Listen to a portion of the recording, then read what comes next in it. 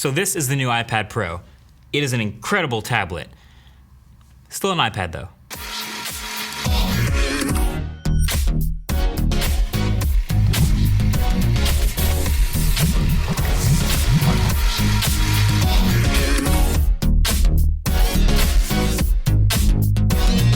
Hey, what is up guys? I'm KBHD here, and let me just spoil this whole thing for you right off the top. The new iPad Pro's hardware is actually incredible. Like, it's the most beautiful, most powerful, most impressive iPad yet.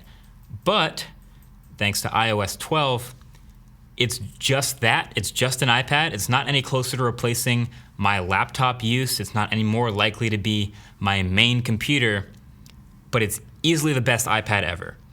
Okay, let me show you what I mean. So this iPad Pro looks like one of those renders of what people in the past imagined a tablet would look like before the iPad existed. It's crazy thin, it's 5.9 millimeters, completely flat. It has an incredible, nearly bezel-less display, somehow has huge, really impressive speakers, and super powerful solid-state insides. So right off the bat, there's an 11-inch or 12.9-inch version, and there's a space gray or silver. I will say the smaller one is much more reasonable, and I think it's the one most people will get.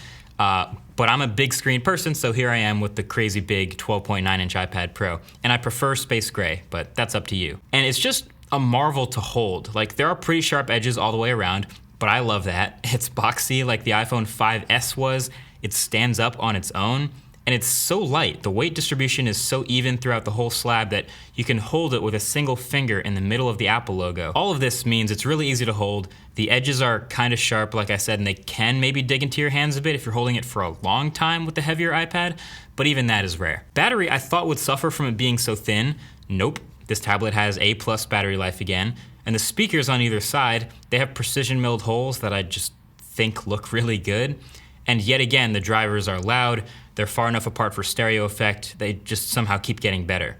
The camera on the back is the same as the iPhone XS and XR, and the bump is pretty big because the iPad is so thin, but it's way over in the corner so my hands never really accidentally touch it or anything, and the tablet is so big and so flat that it actually doesn't really affect the whole lying down flat on a table thing. It still doesn't rock back and forth. I guess if I had to pick something that I don't like about the design, it would be actually the extra antenna lines on the cellular version, which I picked. They're just not symmetrical, they don't look very even, just a little off looking, little extra. The Wi-Fi version has antenna lines too, but there's not as many.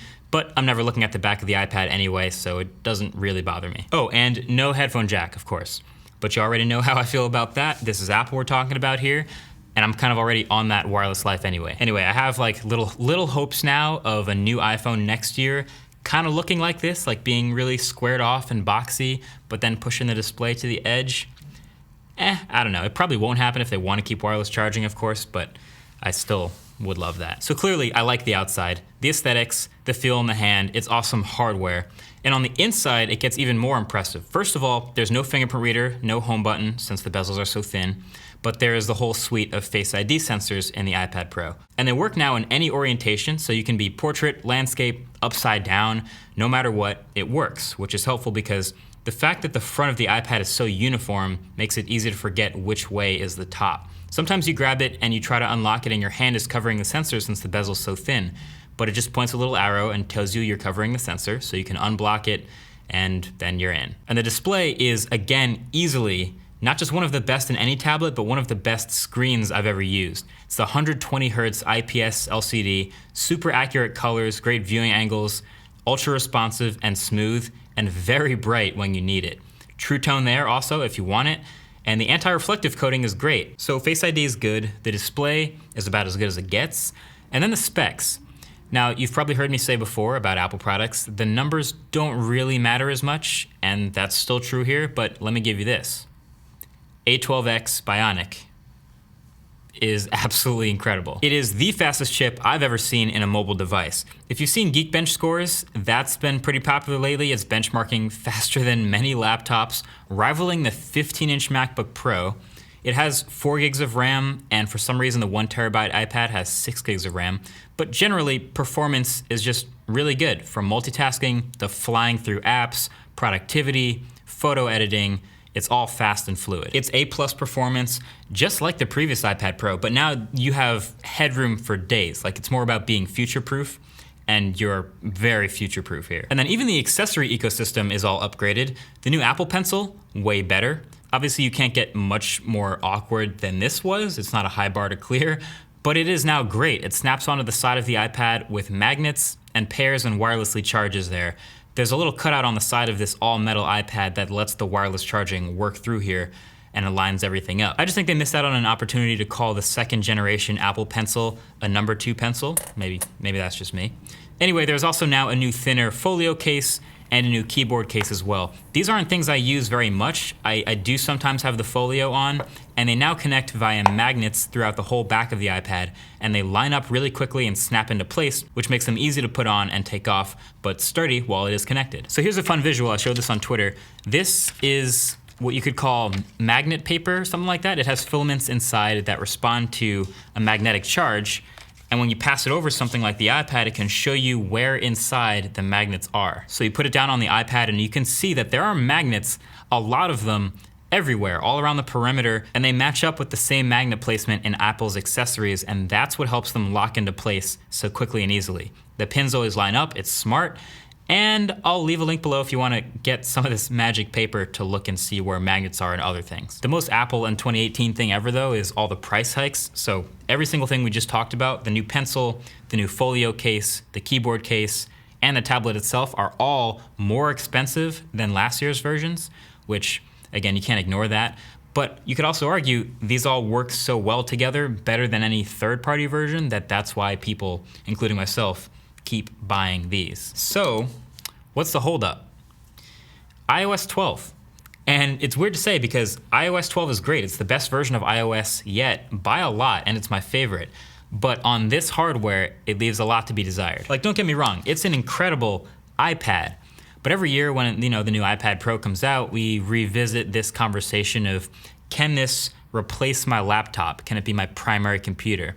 It's a better performer now. It's benchmarking higher than my old laptop. It's got more storage than a laptop. It has a better display. It's a touchscreen. It's 120 hertz. It's more expensive. Surely this can replace my laptop, right? Well, I wish I could replace my computer with an iPad Pro because I enjoy using the iPad that much more.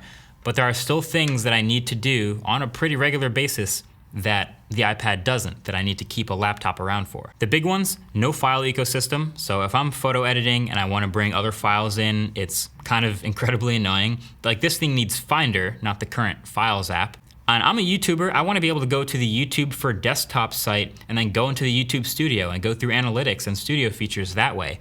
Mobile Safari will not let me. It kicks me out into the YouTube app every single time. Same with Google Drive. There is a Google Drive app, but I want the desktop app with all the desktop features and the desktop UI, and I can't do that in the default browser. There's no trackpad or mouse support in iOS at all. So the keyboard works great if you have one, but you can plug in any mouse in the world and it won't do anything. And then the USB-C port you'd think would unlock a world of possibilities of connecting all kinds of accessories and being able to talk to them through the iPad. First of all, Thunderbolt accessories don't work at all like they would on a laptop. Only USB Type-C does. So you can plug in a display, for example, but this is something you could already do with Lightning, and still all it will do is mirror the display, but now it's up to 5K. So the closest I can get to my ideal scenario, at least with creative stuff on the iPad Pro, is photo editing actually. So my camera of choice is the Hasselblad X1D. It has a USB Type-C port, so when I plug it in to the iPad Pro, nothing happens. It just starts charging the camera. So while that's a letdown, I basically will have to take the SD card out,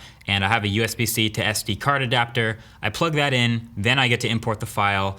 It goes into Photos, I can bring that into Lightroom, and then I can do all my edits with the raw file. And editing on the iPad Pro is easily my favorite way of editing photos with the pencil, with the awesome 120 hertz display. It's great, but that's exactly what I could do with the Lightning port before. In fact, there's virtually nothing really new that I can do with the USB-C port on the iPad Pro that I couldn't already do with a Lightning adapter. All I'm doing is getting rid of the dongles, and I love that I don't need a $40 Lightning dongle anymore, but thanks to iOS, it doesn't mean as much now as I think it could in the future. So basically, this iPad Pro, the hardware, like I've said, it's crazy, it's great. It's better than a lot of laptops. It's better than Apple's cheapest laptops, actually. But it's definitely still an iPad. It does all the same things that the previous iPad Pro did. just better. And that is like a textbook, like great thing to say about a product. It's all better than what it did last year. But like this conversation of, or at least what Apple tries to do of comparing it to laptops over and over again, puts it in a weird space. And I've seen people whose creative workflows happen to fit this iPad Pro into the puzzle of what they do perfectly. And I'm so jealous of those people. There's people who will sketch for hours on the iPad Pro, who are DJs on the iPad Pro, who are doing video editing on the iPad Pro. And if it does meet your needs for that, then this is an incredible iPad. This all has me thinking about two things. One, maybe iOS 13, when that comes out, will really turn the iPad into its true form, its final form. It'll unlock the USB-C port to do way more things. It'll have better file management. It'll do all these things to get it closer to a main computer, maybe. And two, when is Apple gonna start putting their incredibly powerful chips in Macs, like in the new MacBook Air, which is running a slightly underpowered Intel chip? Maybe that's coming in the future sometime soon, maybe. But until then, this is just the greatest iPad ever. Thanks for watching. Talk to you in the next one. Peace.